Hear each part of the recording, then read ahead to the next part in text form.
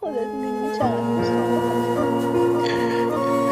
خودت که میدونی تمام زندگیمی تازه فهمیدم چیز که تو این دنیا مثل تو نیست. من آخر اشتباه کردم. تو بابا تو که تا حالا داشتی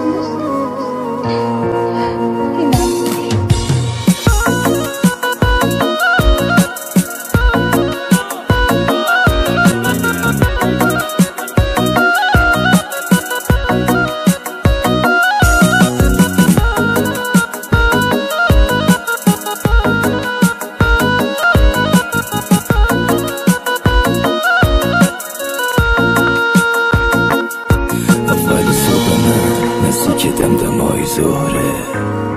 میزنم زیر سیگار ناشتا میترسم برم جلو آینه که ببینم سفیده که خوش شده یش نداره اهمیت لباس و سر و وز و موهام خطایی رو گردنم میشینم پشت فرمون 160 تو با منتظر مرگمم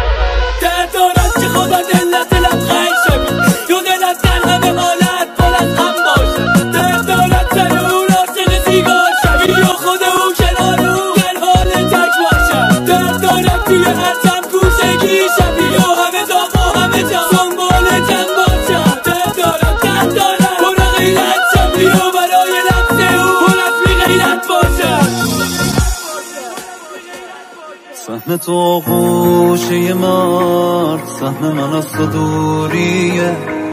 حواس من جمع بهت حواس تو برتکیه آخرین قصه ما از اولش مشخص بود من و تو یکی دیگه این رابطه مثلث بود غیر من یکی دیگه تو قلب تو نشسته بود این همه بی تفاوتی غرورم و شکسته بود این همه عشق برای تو هیچ کدوم فایده نداشت به جای من یکی دیگه تو دل تو نشسته بود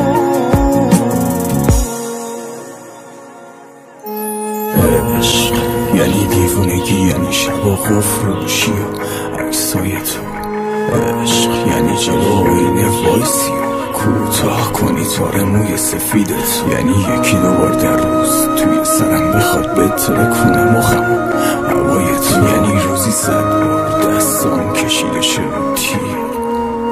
عشق دستای تو اینا رو میدونستی که دل من کم طاقته همینجوری خوش شدن تو خیابون چند ساعته میای و میرفت و میخندید تو روی من پا گذاشتم رو همه چی پا گذاشت رو غرور من گذاشتم از همه چی گذاشتم از خونواده گذاشتم از جوونیم که همش داد و بیداده بعد یه دیدار بالای چند تا سنگ روی خواب میای پیشم ولی بدنم زیر پاته به سلامتیش که خودش تو دلم جا کرد یه دفعه رفت و رفت و رفت و تنام کرد به سلامتیش که آغوشه من روش باز بوده یه ها از باش زد و خنجر و از من سر کرد آفر میگرده یه روز ولی این ماهی ما بعد 5 سال چی